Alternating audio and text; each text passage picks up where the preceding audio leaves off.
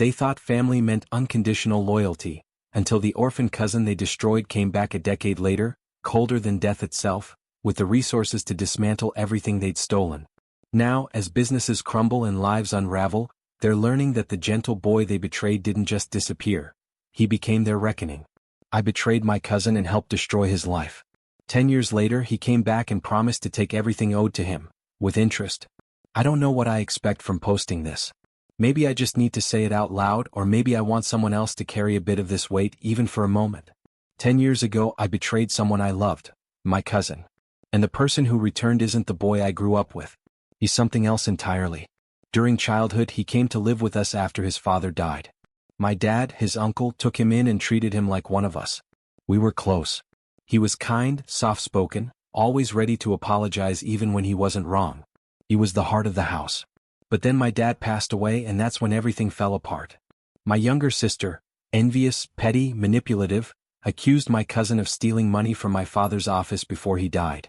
No proof, just tears and drama in a story that changed constantly. I didn't defend him. I supported her. I told myself it was easier to agree, that maybe he had done something, that he wouldn't have just left if he wasn't guilty. I told him, if you just admit it, maybe they'll go easy on you. He looked at me like something inside him died right there. After that, everything collapsed for him. He was kicked out, disinherited. My father's updated will was never finalized.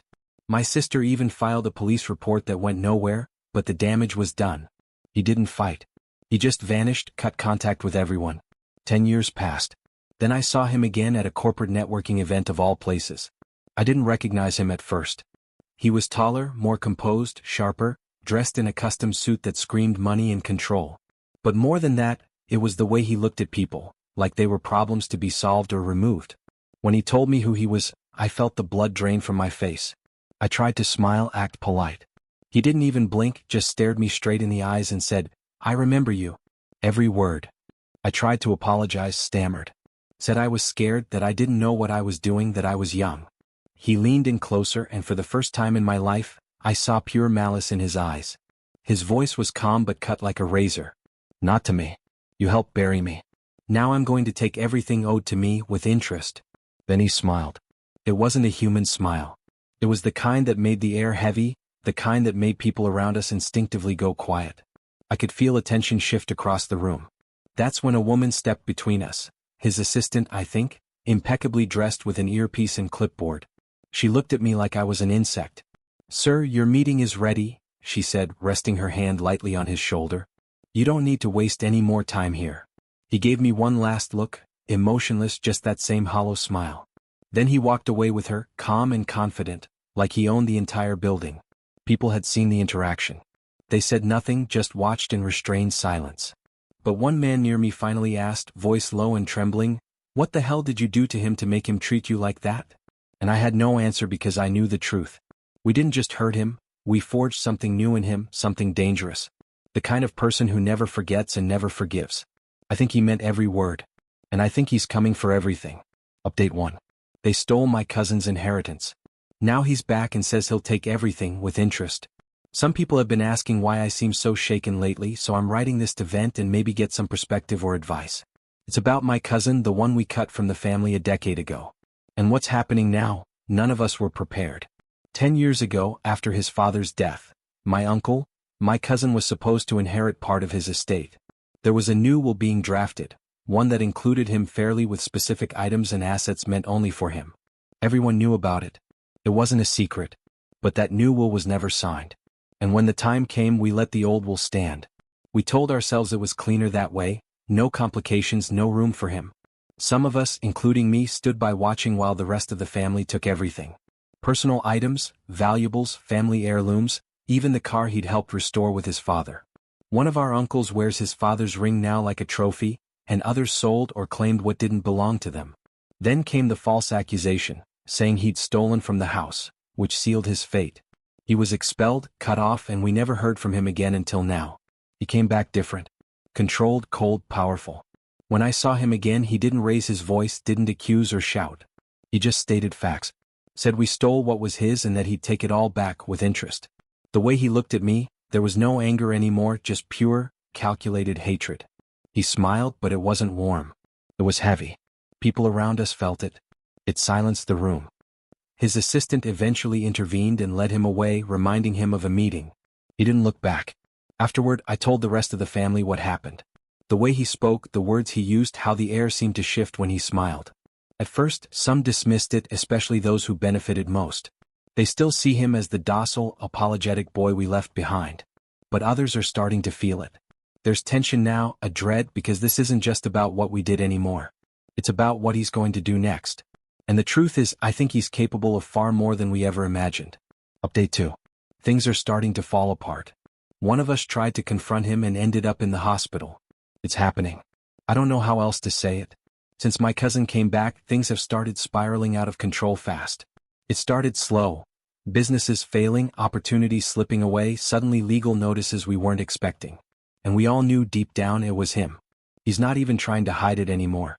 He's showing us exactly what he's capable of. And what's most terrifying, he's not afraid to get his hands dirty. One of our uncles, the one who kept the car and has been proudly wearing my late father's ring like some war prize, decided to handle the situation. He stormed into my cousin's downtown office. Tried to intimidate him. From what I heard, he was yelling and threatening, trying to assert dominance like it was still the old days. But my cousin didn't back down. From what I heard, he stayed calm until he saw the ring. My father's ring. His father's ring. That was the breaking point. What happened next? We only got pieces of the story, but here's what we know. There was a fight. A real one. Our uncle ended up brutally beaten. Security and people around called emergency services. He was rushed to the hospital with broken ribs, a dislocated shoulder, and his ring finger shattered, the same finger wearing the ring. The car disappeared. It wasn't stolen.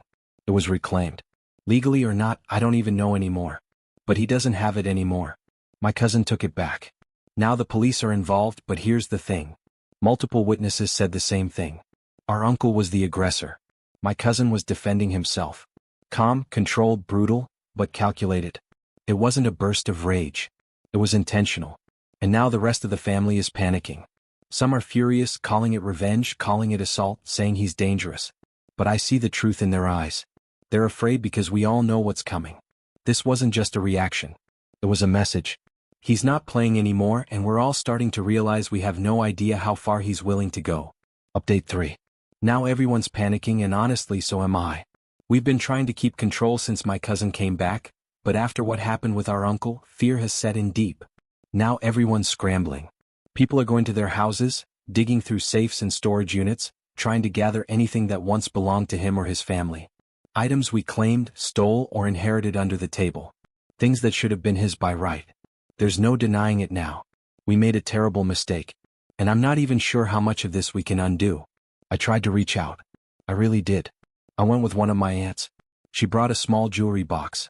Inside were pieces that belonged to my cousin's late mother. Yes, we had those too. We didn't even think about it at the time. Just added them to the rest of the inheritance like they were ours to take. We showed up at his building, requested a meeting. Security made us wait over an hour. And the whole time they just watched us, cold, unblinking, silent, like we didn't belong there, like we weren't family. Finally someone approached. It wasn't my cousin. It was her, the same assistant who pulled him away during the last confrontation. She looked at us like we were insects on a windshield. We told her we were there to return some of the jewelry. She didn't even blink. Just took the box, opened it, and stared at the contents for a moment before speaking. Calm, firm, cutting. This is only 30% of what was taken. We expect full return. Every piece. No excuses. Then she turned to security and said, "Escort them to the exit." We weren't even given a chance to explain. We were walked out of the building like criminals. And we didn't fight it. We couldn't. We were terrified of what might happen if we said the wrong thing or moved the wrong way. Outside, we called the lawyer who handled the original will, the one who made sure my cousin got nothing. We hoped maybe he could help us fix this mess. But it turns out he's in legal trouble now too. His firm is being investigated.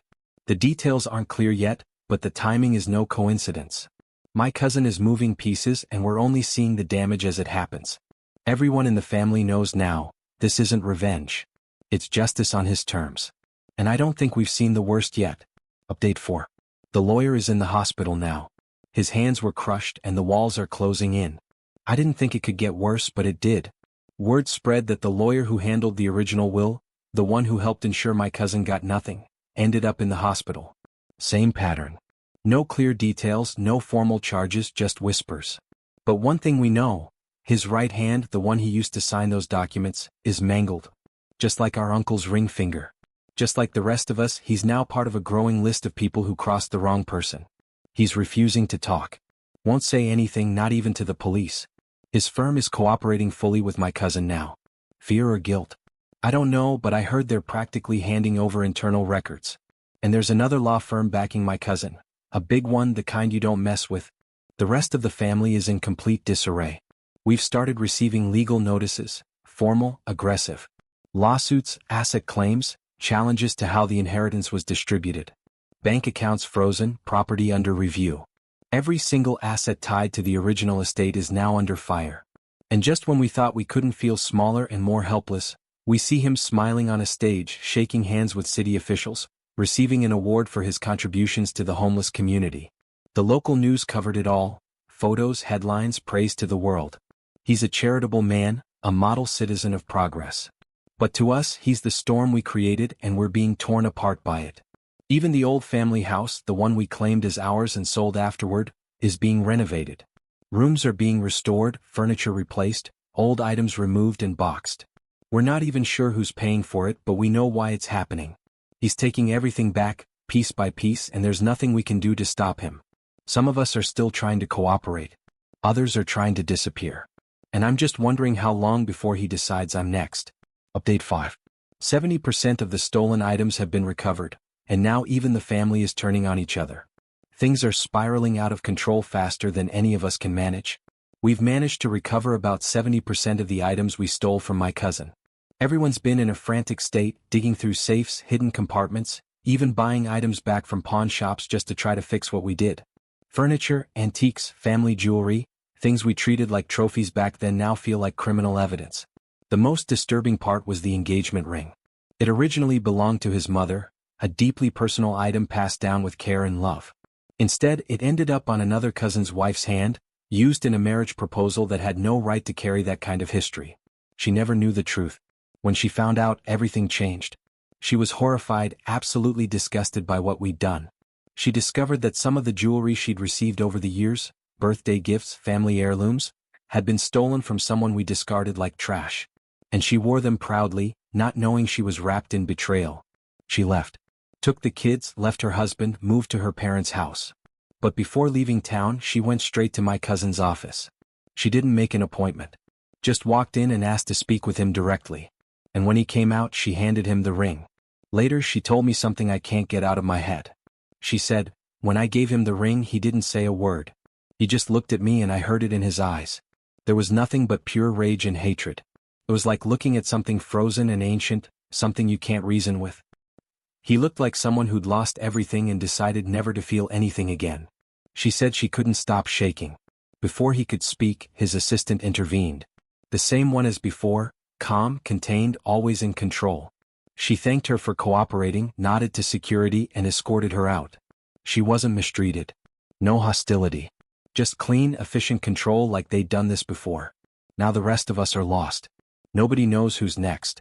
Everyone's paranoid, looking over their shoulders, sleeping with phones on full volume in case another summons arrives.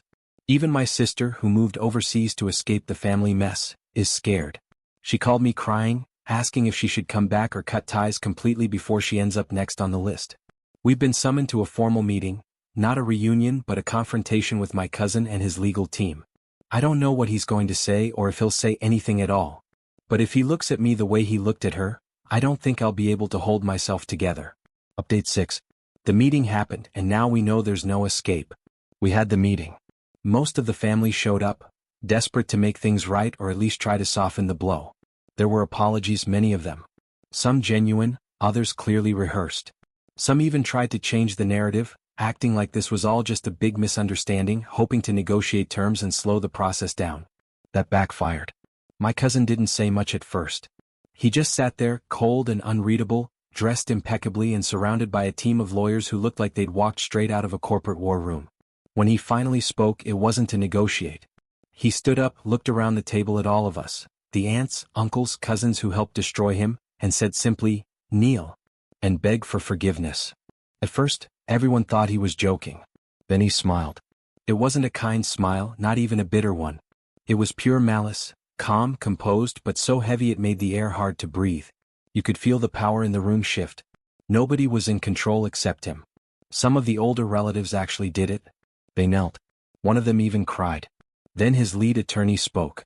Careful but deliberate. They laid it all out clearly. My cousin wants everything returned exactly as it was. Every item, every property, every dollar, every family heirloom, every debt we owe him paid in full. And if we can't, he'll take it all anyway, piece by piece with interest. No negotiations. No mercy. We were horrified. All of us. Because we know it's not possible to recover everything. Some of the items are gone forever, sold, lost, or destroyed. That doesn't seem to matter to him.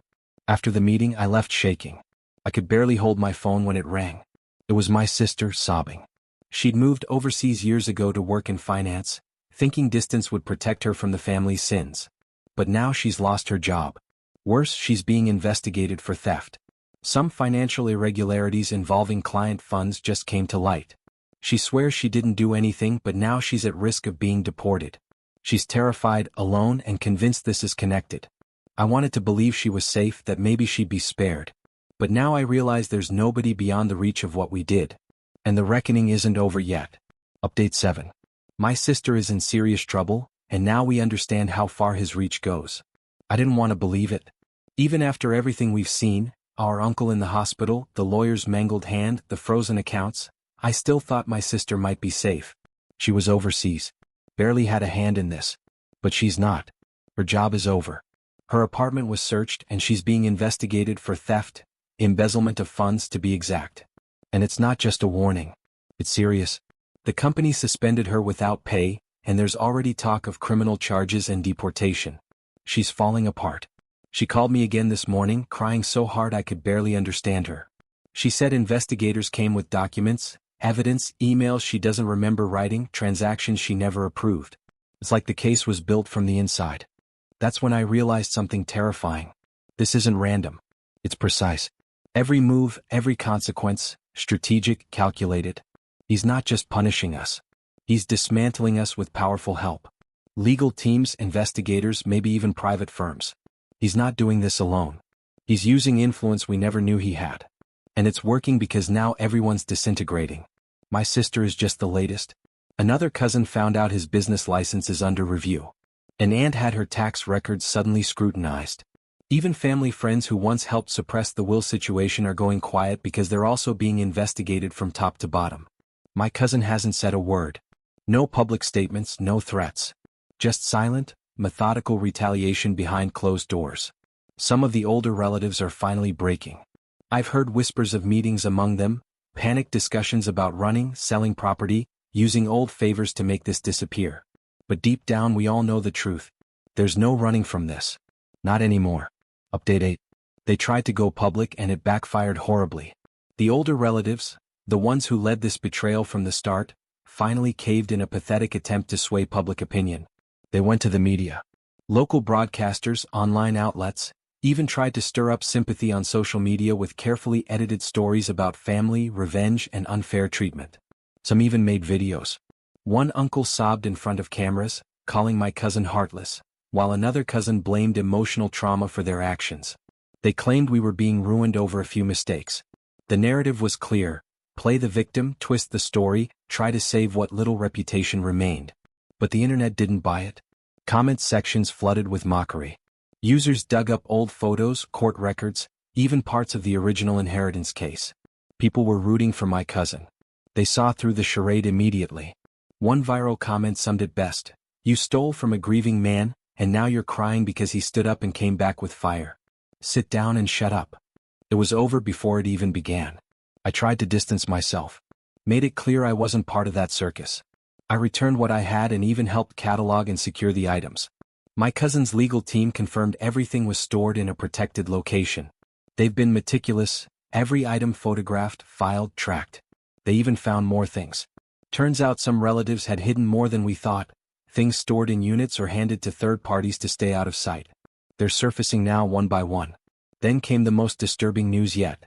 A cousin, desperate to make amends, discovered that her late father had been buried in an expensive suit that was part of the stolen inheritance. A custom, exclusive piece from my cousin's father. They actually buried him in it. When they told the lawyers, hoping for clemency, one of them calmly called back and said, "At least you know where it is. Don't push us or we might actually consider repossession." They were serious. The room went silent after that. The rest of the family is in full damage control now. Negotiations are happening privately, but they're not going well. Even our lawyers are warning us that my cousin is taking a scorched earth policy. He's not trying to win. One of them told me, "He's trying to make you suffer. And he doesn't care what it costs." And my sister, she's coming home without a job. She narrowly avoided formal deportation, but she's completely destroyed. She won't talk to anyone but me. Just keeps repeating, "I didn't deserve this. I didn't even do anything." Maybe not. But she didn't stop it either. None of us did.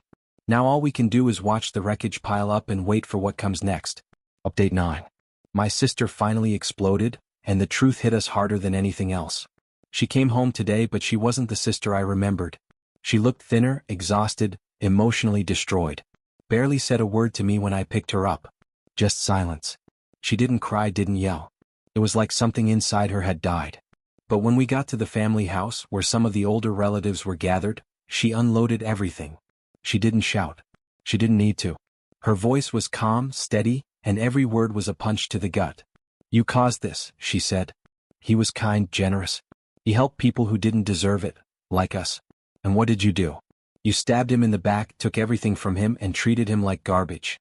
And now you're afraid of the monster you created." Nobody said anything. Not a single word. We just sat there, staring at the floor like children being scolded. You turned him into this. Into someone who smiles while watching you drown.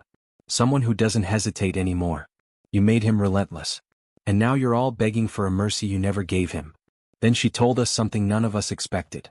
She'd met with a lawyer named Steve, a respected professional with no family ties, just someone who listened. When she explained everything, she said he didn't even hesitate. "Make a deal with him," he told her. "Make a deal and pray he's still willing to talk. Because from what you've described, you won't survive a war against him." That's when reality finally hit. We thought this was just anger, a storm we could weather until it passed. But no, this was a campaign. A crusade. Every move our cousin made was deliberate, every blow designed to make us feel what he felt. Powerless. Betrayed. Lost. Then came the final blow. One of the younger cousins walked in during the confrontation and told us that the uncle was discharged from the hospital and is selling his house. It's happening. The consequences aren't just emotional or symbolic anymore. Assets are being seized. Legacies are being broken. People are running out of time and places to hide. That night, the remaining family members gathered again and finally agreed, out of fear and desperation, to surrender everything. They still had items hidden, jewelry passed quietly, money owed. Everything will be handed over now. But we all know it might not be enough. There's no guarantee he'll stop. No promise that forgiveness is even possible. We didn't just burn the bridge. We handed him the matches and laughed while he stood in the middle of the flames. Now only ashes remain. Final update. We created a monster and he made sure we'd never forget it. Months have passed. The dust has settled, but the devastation remains. And for many of us, the damage can never be undone. The family members who ran businesses lost them. Not just the companies, everything. My cousin's company absorbed them completely. Legal transfers, asset seizures, forced closures. Hundreds of employees, some who'd worked there for decades, were laid off without warning. The legal team made their position clear: we don't trust anyone connected to the former owners. The businesses would be stripped of their value and rebuilt. And in the blink of an eye, livelihoods disappeared. Entire families were left adrift. News spread fast. Reputation matters in business, and those relatives were blacklisted across every sector. Nobody wants to work with thieves, especially ones caught and publicly humiliated. The rest of the family broke piece by piece. They handed over everything that remained: jewelry, antiques, bank accounts, retirement funds. Some begged to keep their houses for the sake of their children. Surprisingly, some were allowed. But others weren't so lucky. Houses were demolished. Bulldozers moved in. Land was cleared. And in a final act of cruel irony, those lots were sold to a corporation that builds low-income housing, partially funded by my cousin's charitable wing. Before the rubble even cooled, the evicted relatives received pamphlets. You can apply for housing assistance at the nearest center. The humiliation was total. Then came the final meeting. Just me and him. No lawyers, no assistants. I sat there, broken, empty, defeated. I could barely look him in the eyes. He poured himself a drink. He didn't offer me one. I asked him quietly, was it worth it? He looked at me without emotion. Cold. Calculated. Then he gave that smile, the same terrifying smile that pierces the soul, the one we'd all come to fear, the one that seems to carry centuries of pain and fury behind it. Yes, he said. I believed him. Because in that moment I finally understood. We did this. Every lie, every betrayal, every selfish act. We didn't just steal his inheritance. We killed the person he used to be. He was kind once, gentle, even naive. He would have forgiven us. But we didn't let him. We taught him that mercy was weakness, that kindness was a flaw, that love was something to be punished. And now he's everything we made him. As I signed the last paper, he stood and left. His assistant escorted me to the door. No threats. No harsh words. Just a silent nod. That was the end. Now we live in the aftermath. Some are still trying to rebuild. Others have drowned. The family is fractured beyond repair. No more dinners, no birthdays, no traditions. Just guilt, shame, and fear. As for me, I live with the knowledge that I could have stopped this if I'd stood up for what was right from the beginning. If I'd defended him instead of watching from the sidelines, maybe he wouldn't have transformed into this. Maybe he wouldn't have become the monster we deserved. But I didn't. And now it's too late. Well. If it isn't the consequences of my actions. This woman's family managed the feat of transforming an innocent young man into someone they themselves came to fear. And the worst part is they don't even have the right to complain. Frankly, it's hard to feel anything but outrage. Let's look at the facts. Her cousin lost his father, was grieving, vulnerable, and the family took advantage of that moment to falsely accuse him, steal his inheritance, and kick him out of the house without a dime.